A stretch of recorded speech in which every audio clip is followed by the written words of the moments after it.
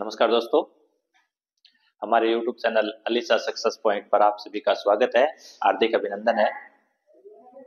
दोस्तों, हमारी जो क्लास चल रही थी वो सेकंड ग्रेड इंग्लिश में एजेस से संबंधित चल रही थी।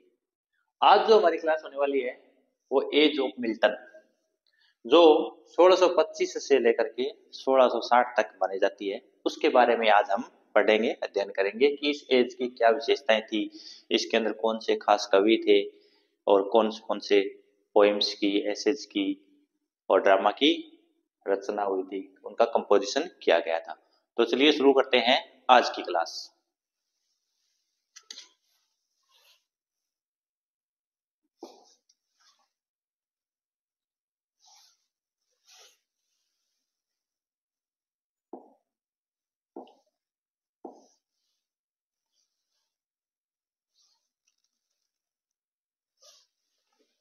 हाँ, तो देखिए दोस्तों, एज ऑफ मिल्टन जो 1625 से 1660 तक मानी जाती है। Age of Milton.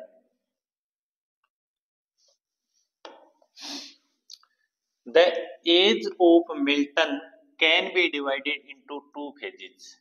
कि मिल्टन की जो एज है 1625 से लेकर के 1660 तक की, उसको डिवाइड किया जा सकता है टू फेजेस, दो भागों में। उसको दो भागों में बांटा जा सकता है।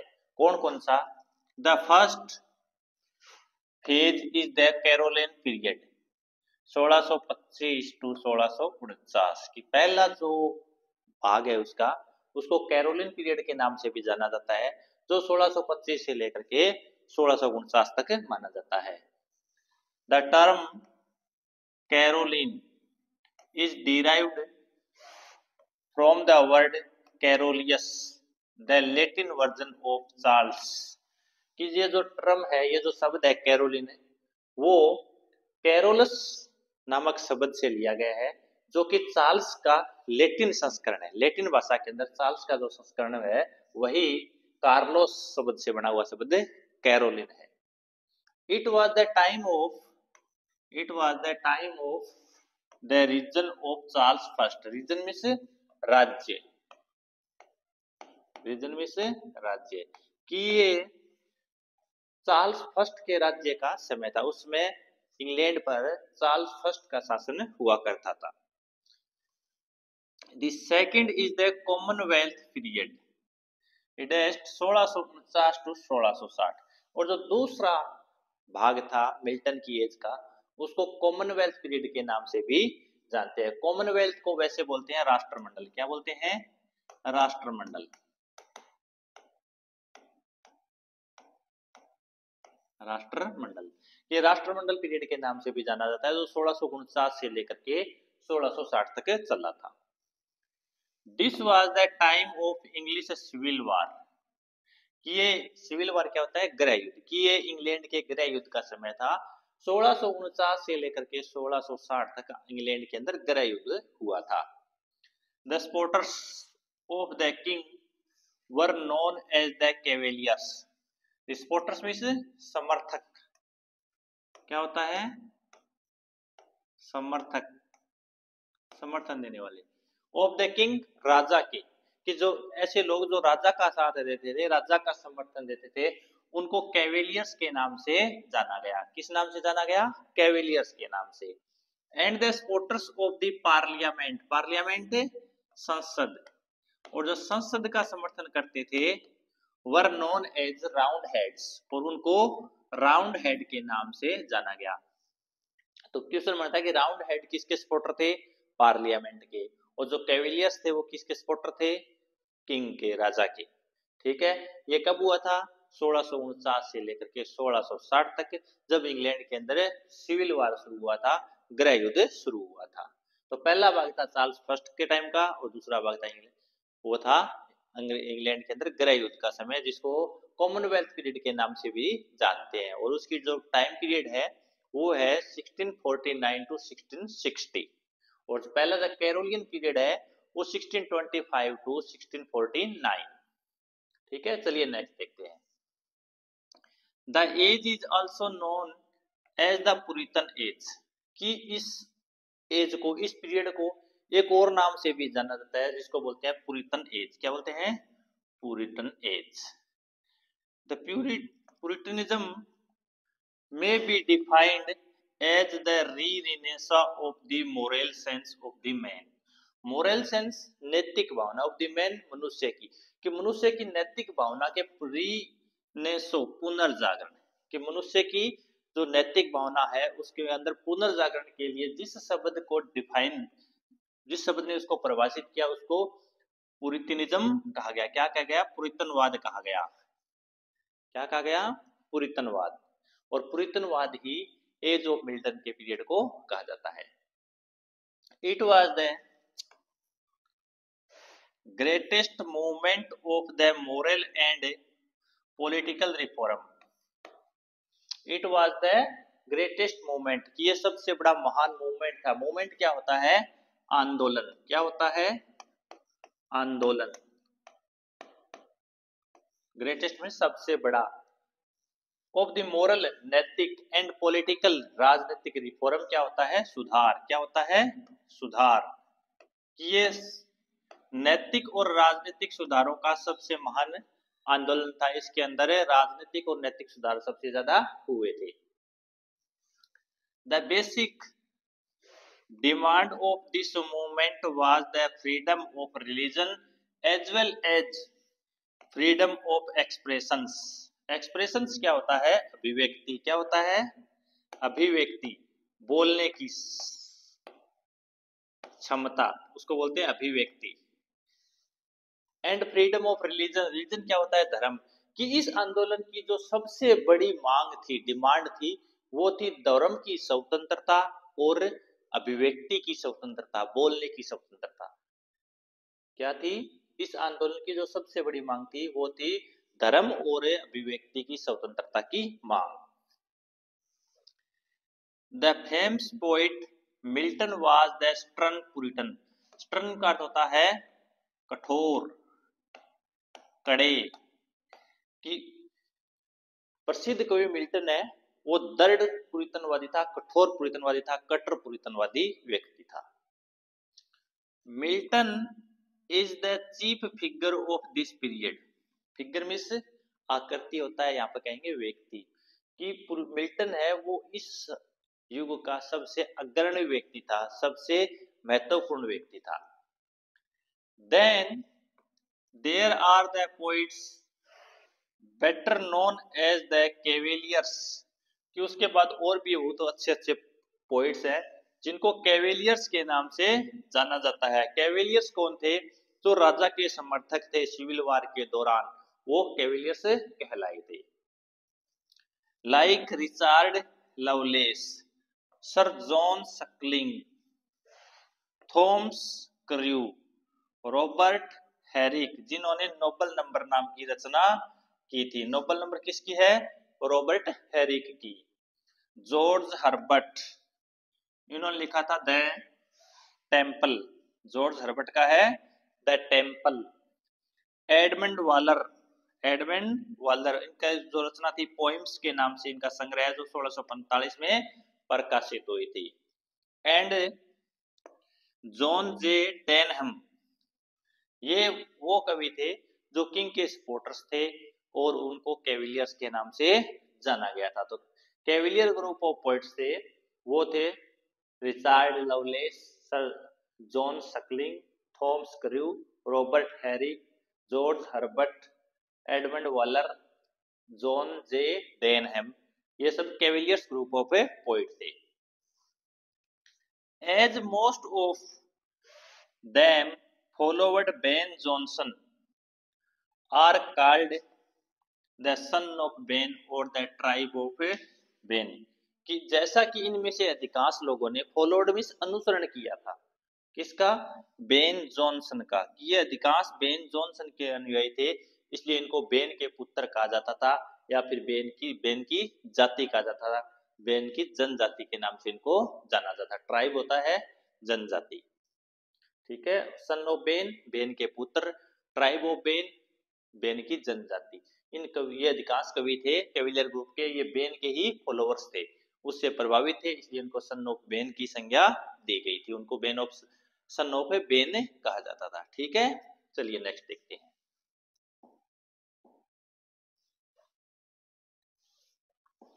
नेक्स्ट है in the field of prose. Prose means गद्य, गद्य के क्षेत्र के अंदर गद्य। रॉबर्ट बर्टन जिन्होंने लिखा था Anatomy of Melancholy 1621।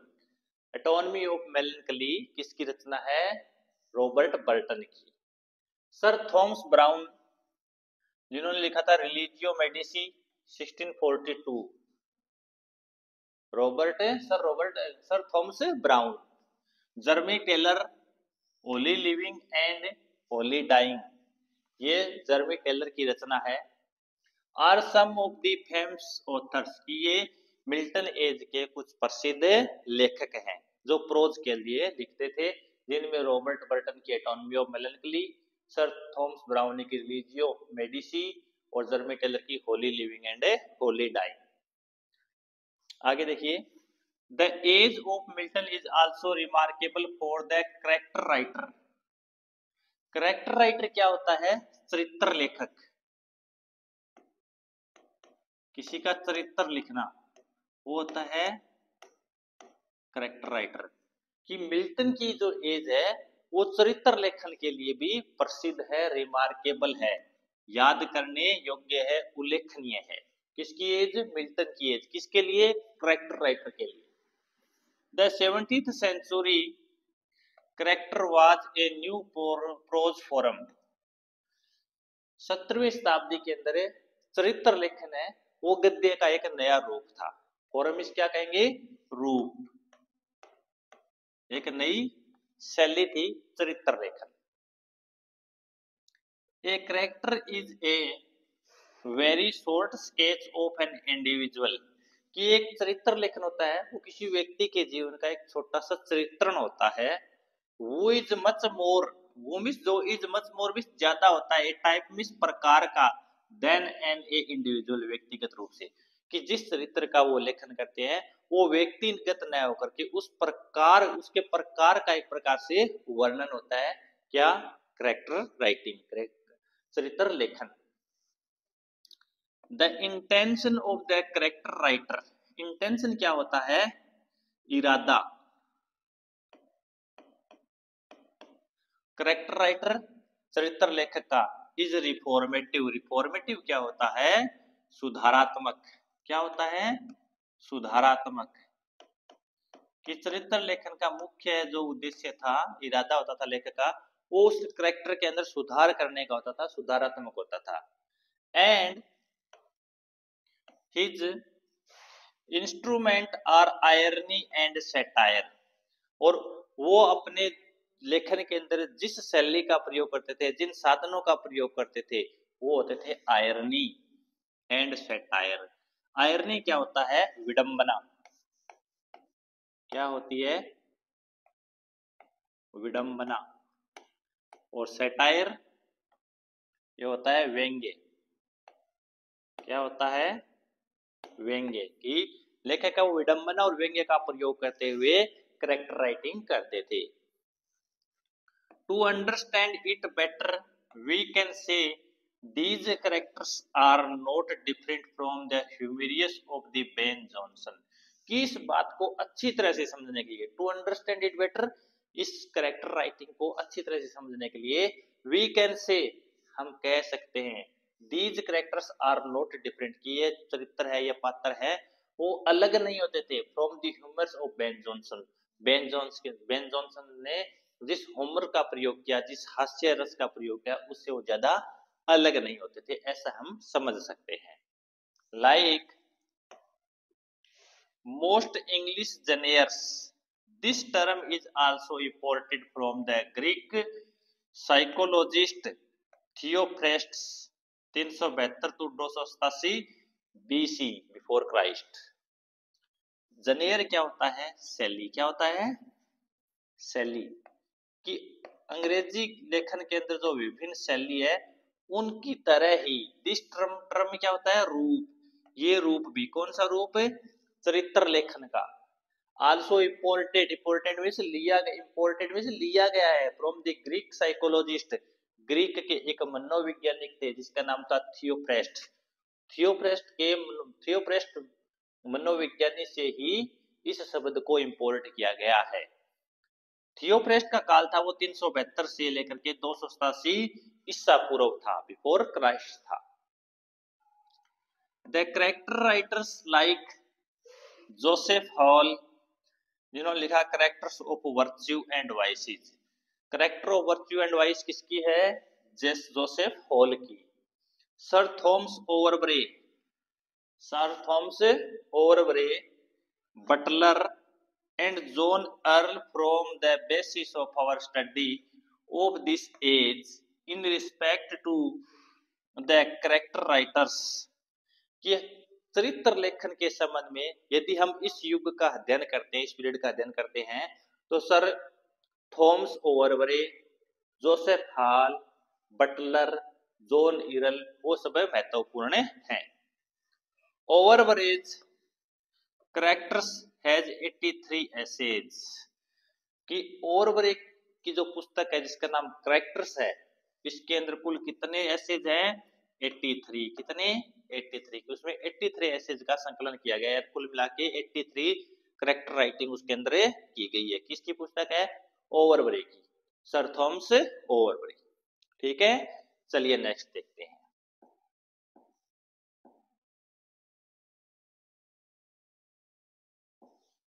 Do you know, क्या आप जानते हैं इस एज के बारे में, आप और क्या जानते हैं? हेस्परडाइज 1648 के अंदर लिखी गई थी। कब लिखी गई थी? 1648 में। किसके द्वारा? Bye Robert Herrick, Robert Herrick के द्वारा हेस्परडाइज नामक पुस्तक लिखी गई थी, जो 1648 में लिखी गई थी। Is a famous collection of lyrics, lyrics क्या होता है? गीत, कि ये गीतों का एक बहुत ही प्रसिद्ध संग्रह है। क्या? हेस्परडाइज। किसके द्वारा? रॉबर्ट हैरिक के द्वारा। कब? 1648 में। रॉबर्ट बर्टन, ये बात किसने कही है? रॉबर्ट बर्टन ने कहा है। Robert Burton says Hesperides by Robert Herrick is a famous lyric, famous collection of lyrics, गीतों का प्रसिद्ध संग्रह। ठीक है, नेक्स्ट देखिए। The licensing act 1643 checked the freedom of speech. Freedom of speech क्या होता है? बोलने की स्वतंत्रता, अभिव्यक्ति की स्वतंत्रता।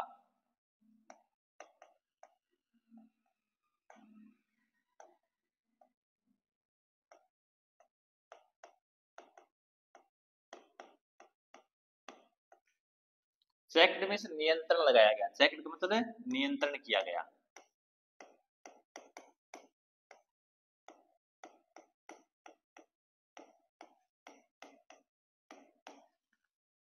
सोलह सौ 43 के अंदर अभिव्यक्ति की जो स्वतंत्रता थी उस पर नियंत्रण लगाया गया। किसके द्वारा? द लाइसेंसिंग एक्ट के द्वारा। किस एक्ट के द्वारा? लाइसेंसिंग एक्ट के द्वारा। कब? कैरोलियन पीरियड के अंदर, जब जब जेम्स फर्स्ट का इंग्लैंड पर शासन था। नेक्स्ट है लेगोइस सेड, लेगोइस ने कहा है Suckling's poem are charming verses on nothing. Suckling's की जो पोएम्स है वो चार्मिंग मींस आकर्षक, वर्सेस मींस कविताएं, क्या है? आकर्षक कविता। ओन नथिंग, नथिंग मतलब बिना किसी विषय वस्तु के। नथिंग का यहाँ पे क्या कहेंगे? बिना किसी विषय वस्तु के।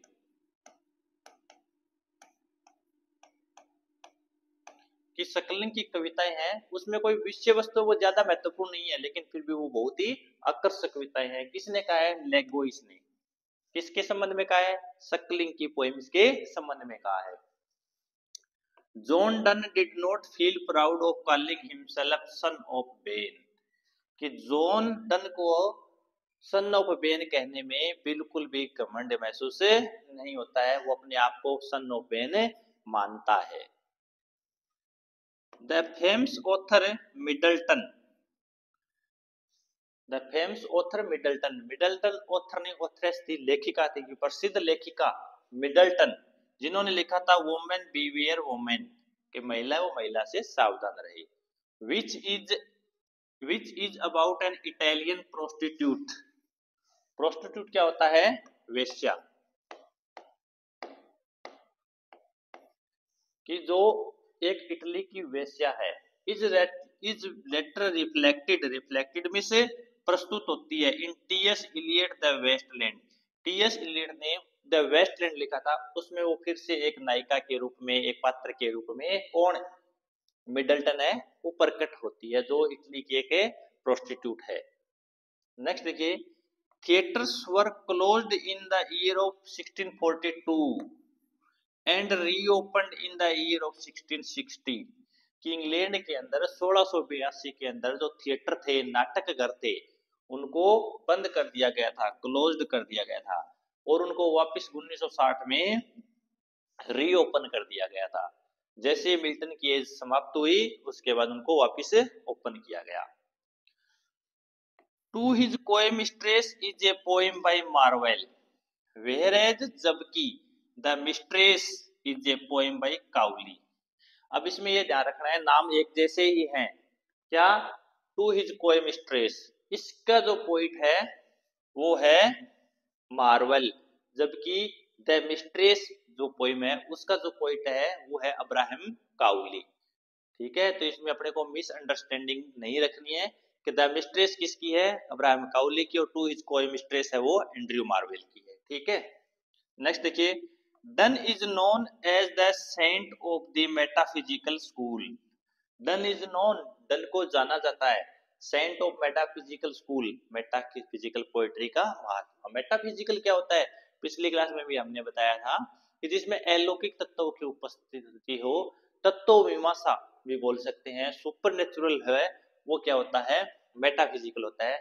और मेटाफिजिकल पोएट्री का सेंट है वो जॉन डन को माना जाता है।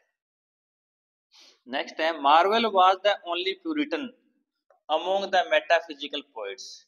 कि मेटाफिजिकल पोएट्स थे, उनमें से केवल एंड्रयू मार्वेल है वही एक ऐसा व्यक्ति है जो पुरितन एज से संबंधित है, संबंध रखता है। बाकी सारे मेटाफिजिकल पोएट्स हैं वो लगभग एलिजाबेथन पीरियड से संबंध रखते हैं। मिल्टन की एज के अंदर केवल मार्वेल है, एंड्रयू मार्वेल, वही एक पुरितनवादी पोइट है। ठीक है, चलिए नेक्स्ट देखते हैं। नेक्स्ट देखिए, the life and carrier of John Milton. कि मिल्टन का जीवन परिचय, उनका जन्म कब हुआ, उनकी मृत्यु कब हुई, उनके बारे में डिटेल से पढ़ेंगे।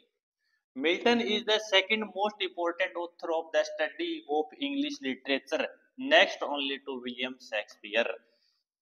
कि यदि हमें अंग्रेजी साहित्य का अध्ययन करना है तो विलियम शेक्सपियर के बाद दूसरा सबसे महत्वपूर्ण कवि है वो है, दूसरा जो महत्वपूर्ण व्यक्ति है वो है जॉन मिल्टन। कौन है?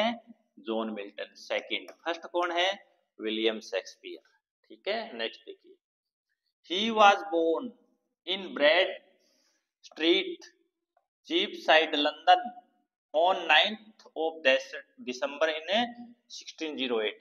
कि उनका जन्म 9 दिसंबर 1608 को लंदन के चीप साइड के ब्रेड स्ट्रीट में हुआ था। कब हुआ था? 9 दिसंबर 1608 को। He was educated at St. Paul School and also at Christ College। कि उन्हें सेंट पॉल स्कूल के अंदर उनको शिक्षा दी गई, और इसके साथ वो क्राइस्ट कॉलेज के अंदर भी उन्होंने अध्ययन किया। He remained at Cambridge University for 7 years, taking his BA and MA।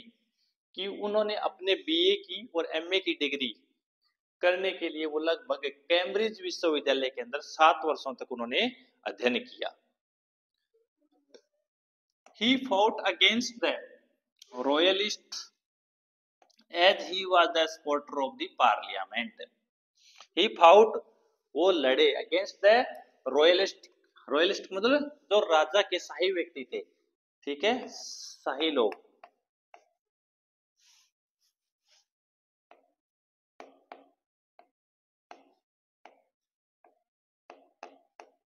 जो राजा के सपोर्टर थे, जिनको कैविलियर के नाम से जाना गया था, उनके खिलाफ उन्होंने लड़ाई की।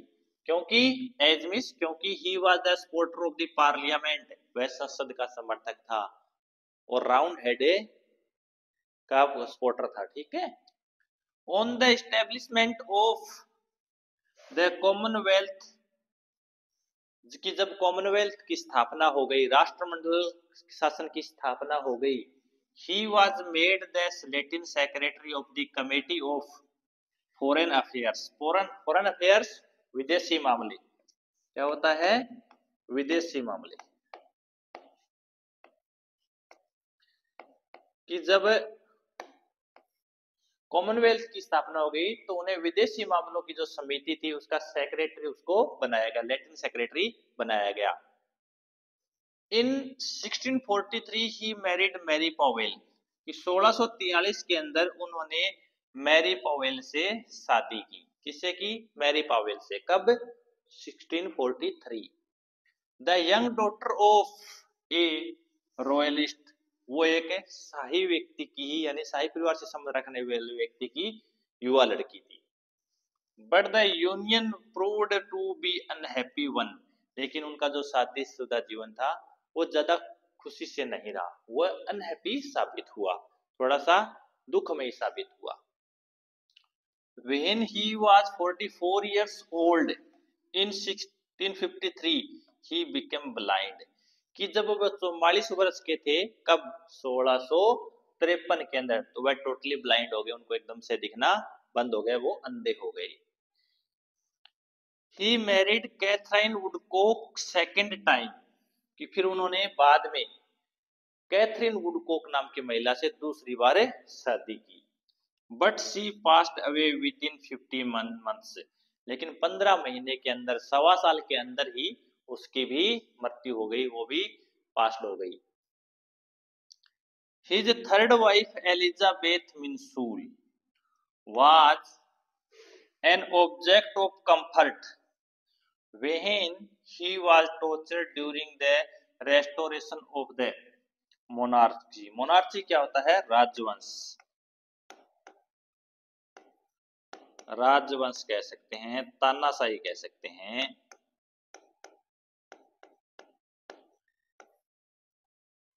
कि उसने तीसरी बार शादी की एलिजाबेथ मिंसूल से, जो उसकी तीसरी पत्नी थी, और वही उसके लिए एक आराम देने वाली बात थी, आरामदायक बात थी। क्योंकि जब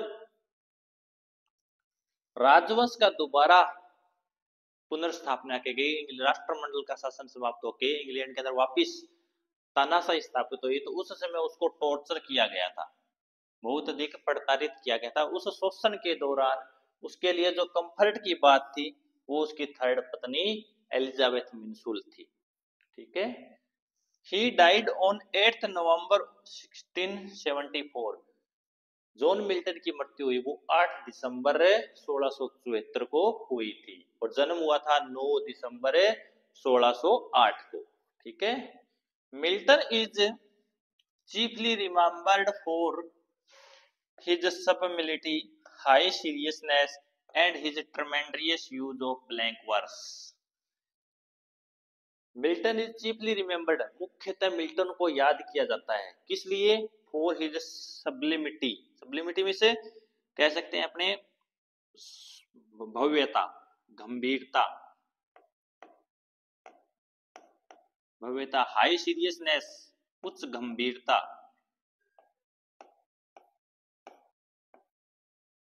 एंड ट्रेमेंड्रियस में होता है अत्यधिक। Use of blank verse, blank verse एक साहित्यिक विधा होती है, हिंदी में इसको बोलते हैं तो रिक्तीकरण बोलते हैं, लेकिन ये अंग्रेजी के अंदर लिखने की एक विद्या है जिसको बोलते हैं ब्लैंक वर्स स्टाइल है, ठीक है। तो उसने अत्यधिक ब्लैंक वर्स का प्रयोग किया, वह गंभीर व्यक्ति था और बड़ा ही भव्य शान शौकत वाला व्यक्ति था, इसके लिए मिल्टन को याद किया जाता है मुख्य रूप से, ठीक है। नेक्स्ट देखिए,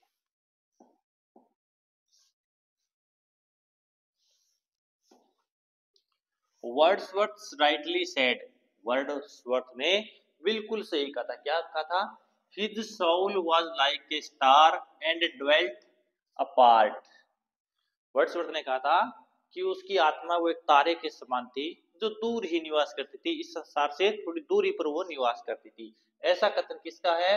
वर्ड्सवर्थ का है। किसके लिए है? जॉन मिल्टन के लिए है। Doctor Samuel Johnson in his Life of Milton. अब लाइफ ऑफ मिल्टन को किसने लिखा? डॉक्टर सैमुअल जॉनसन ने। ठीक है। Considers his blank verse to be harsh and unequal. Harsh means कठोर, अनइक्वल असमान। कि लाइफ ऑफ मिल्टन के अंदर सैमुअल जॉनसन है, वो मिल्टन का जो ब्लैंक वर्स है उसको कठोर और असमान्य समझते हैं। William Hazlitt is not of the view. लेकिन ऐसा विचार विलियम हैजलिट का नहीं है। उनके अनुसार उनके ब्लैंक वर्स इतने कठोर और इतने असमान्य नहीं है।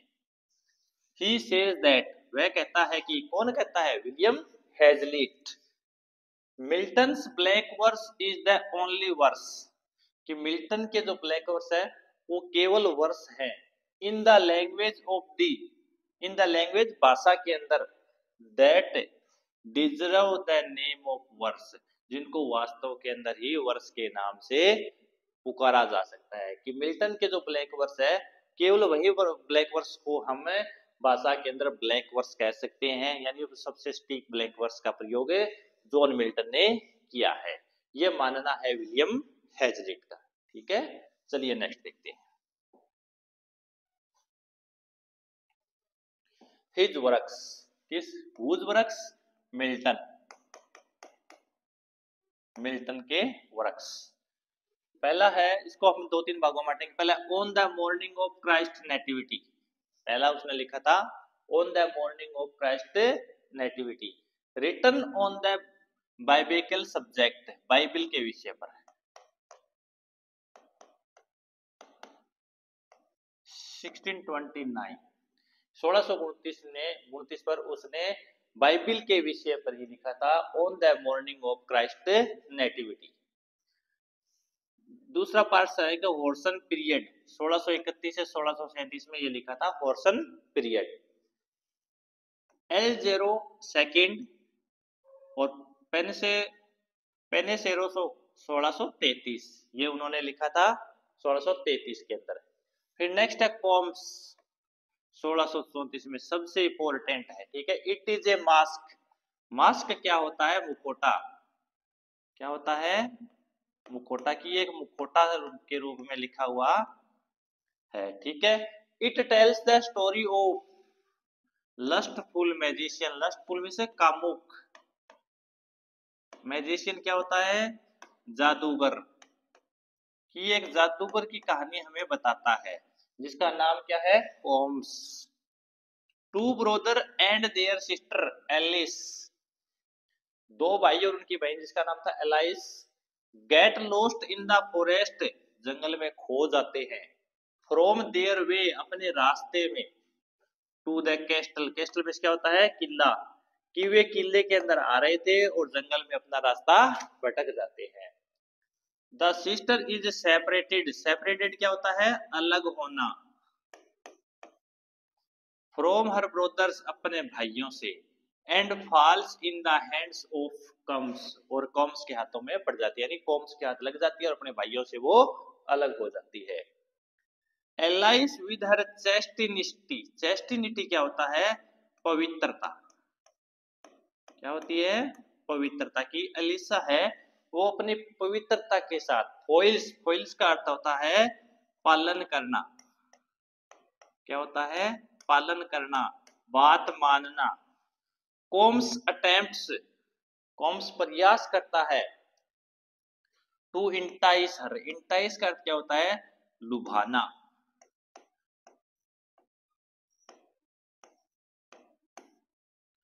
कि कॉम्स का जो उसको लुभाने का प्रयास करता है, उसकी बात को मानते हुए वो अपनी पवित्रता को बनाए रखती है, यानी उसकी बात मानती रहती है, उसके साथ जोर जबरदस्ती नहीं करती है।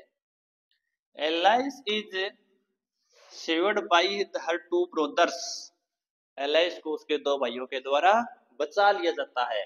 विद द हेल्प ऑफ सबेरिना, सबेरिना की सहायता से। द गोडेस ऑफ ए रिवर, जो नदी की देवी थी, कौन? सबरीना। उसकी सहायता से अलाइस को दोनों भाई बचा लेते हैं।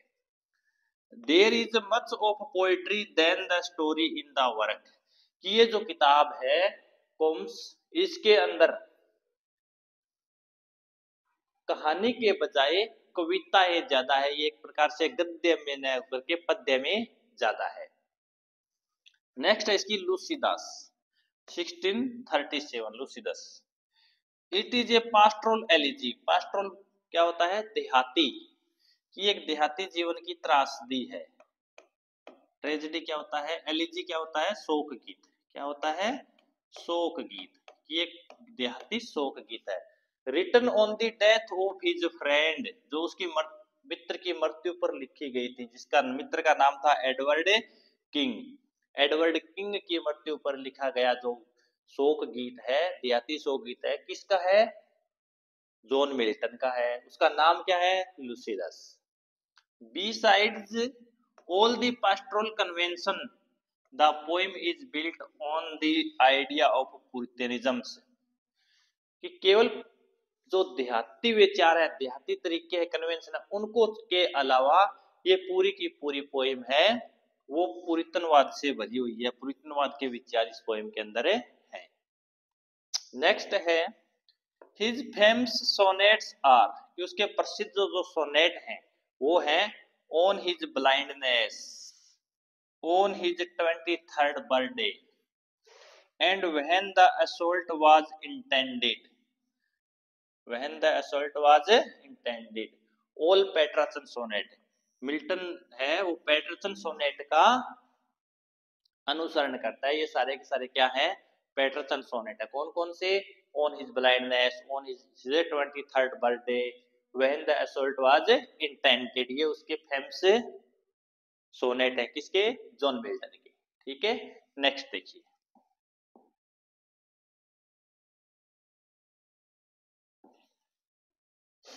नेक्स्ट है Areopagitica 1644। It is written in the form of the prose, कि यह गद्य शैली के अंदर लिखा हुआ है। प्रोज क्या होता है? गद्य। इसकी शैली क्या है? गद्य। The complete title is Areopagitica, the speech of John Milton for the liberty of unlicensed printing to the parliament of England, कि इस पुस्तक का पूरा जो टाइटल है वो है Areopagitica, the speech of Milton for the liberty of unlicensed printing to the parliament of England. इस नाम से इन्होंने ये स्पीच लिखा था। ठीक है, Milton here reacted to the restrictions on the press by the parliament. Milton here reacted, प्रतिक्रिया दी। रिएक्ट क्या होता है? प्रतिक्रिया। किस पे? रिस्ट्रिक्शंस, सीमाएं।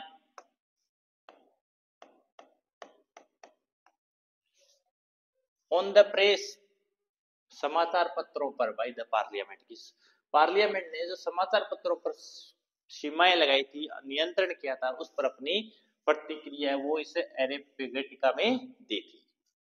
नेक्स्ट है पैराडाइज लोस्ट 1667, फिनिश्ड इन 1665, 12 बुक्स की 12 पुस्तकों में लिखी गई थी पैराडाइज लोस्ट। जॉन मिल्टन की बहुत ही फेमस बुक है।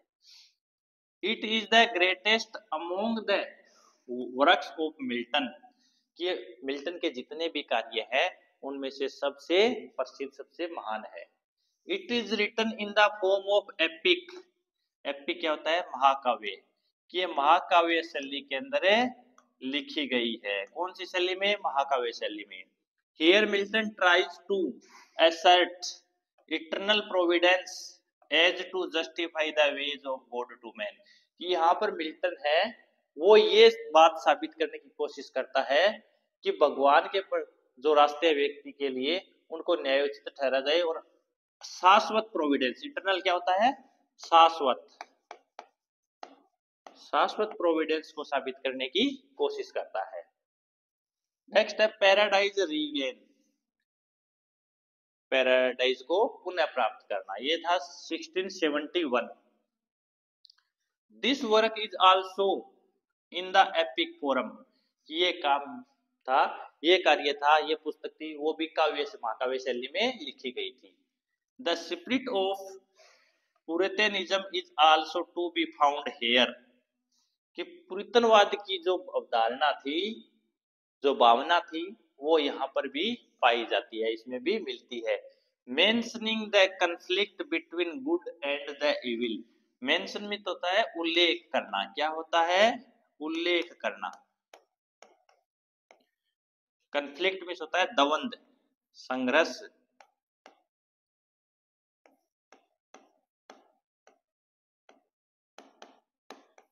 बिटवीन गुड, गुड मीन्स अच्छाई, एंड इविल, इविल क्या अर्थ है? बुराई। ये अच्छाई और बुराई के मध्य, अच्छाई और बुराई के मध्य जो संघर्ष होता है, इसके का उल्लेख करते हुए इस पुस्तक के अंदर भी पुरितनवाद की भावना है वो साफ झलकती है। किसमें? पैराडाइज रीगेन में, जो 1671 में लिखी गई थी। किसके द्वारा? जॉन मिल्टन के द्वारा। ठीक है, नेक्स्ट देखिए। सैमसन एगोनिस्ट 1671, ये क्या है? देखिए, it is written in the form of classical tragedy. Classical शास्त्रीय, कि ये शास्त्रीय त्रासदी। ट्रेजेडी क्या होती है? त्रासदी, दुखांतिका। ये शास्त्रीय दुखांतिका के रूप में लिखी गई है। दुखांत कह सकते हैं इसको, ठीक है, दुखांत नाटक लिखा गया है। The plot of tragedy is from Bible. The plot means कथा वस्तु, कथानक, कथानक या कथा वस्तु। ऑफ द ट्रेजेडी, इस ट्रेजेडी की, इज फ्रॉम बाइबल, बाइबल से ली है। कि इस ट्रेजेडी की जो विषय वस्तु है, जो कथानक है, वो बाइबल से लिया गया है। Samson is presented as a blind prisoner. Prisoner क्या होता है? कैदी। कि यहाँ पर सैमसन को एक अंधे कैदी के रूप में प्रस्तुत किया गया है। ऑफ द फिलिस्टाइन्स, जो फिलिस्टाइन्स का रहने वाला है। He is visited first by A friend of his tribe. Tribe क्या होता है? जनजाति, जाति कह सकते हैं, ठीक है। कि सबसे पहले उसे उसकी ही जाति का एक मित्र मिलने के लिए आता है। देन बाय हिज फादर, उसके बाद उसके पिताजी आते हैं। Then by his false wife Dalila, और उसके बाद उसकी झूठी या नकली पत्नी डेलिया है, वो उससे मिलने आती है। एंड देन बाय ये हरफा, हराफा, ठीक है, हराफा, ये एक नाम हराफा ही लिया जाएगा, ठीक है। रेसलर, जो कि एक पहलवान होता है, वो टोंट सिम, जो उसको ताने मारता है, चिढ़ाता है। कि उसके बाद एक हराफा, जो कि पहलवान होता है, वो उससे मिलने आता है और उसको ताना भी मारता है, फटकारता है। He is then taken to the governor's building, कि उसके बाद उसको गवर्नर की बिल्डिंग के अंदर ले जाया जाता है। टू शो हिज स्ट्रेंथ, अपनी शक्ति का दिखावा करने के लिए। शो मीन्स दिखाने के लिए, स्ट्रेंथ मीन्स शक्ति। एंड टू अम्यूज, अम्यूज का अर्थ होता है मनोरंजन करना। क्या होता है? मनोरंजन करना, मनोरंजन करने के लिए। द क्राउड, भीड़ का। क्यों? इसके बाद उसको अपनी शक्ति दिखाने के लिए और भीड़ का मनोरंजन करने के लिए गवर्नर्स की बिल्डिंग में ले जाया जाता है। The blind Samson's in his rage, rage क्या होता है? गुस्सा। किल्स हिमसेल्फ, अपने आप को मार लेता है। कि वह अंधा सैमसन है, वो गुस्से में आकर के अपने आप को मार लेता है, आत्महत्या कर लेता है। And his captors is raise kill by pulling down the massive pillars and collapsing the palace. Pillars में होते हैं खंबे, क्या होते हैं? खंबे। massive मीन्स भारी या बड़े बड़े,